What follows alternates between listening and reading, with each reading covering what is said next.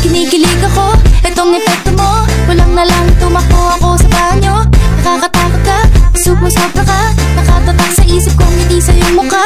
Naku, ano ba yan? Puro ganyan na lang. Wala ka nang alam, tuwing pulig magparamdam. Hindi ko na alam, ano pa dapat ang iisipin ko, o dapat ba na wag na lang.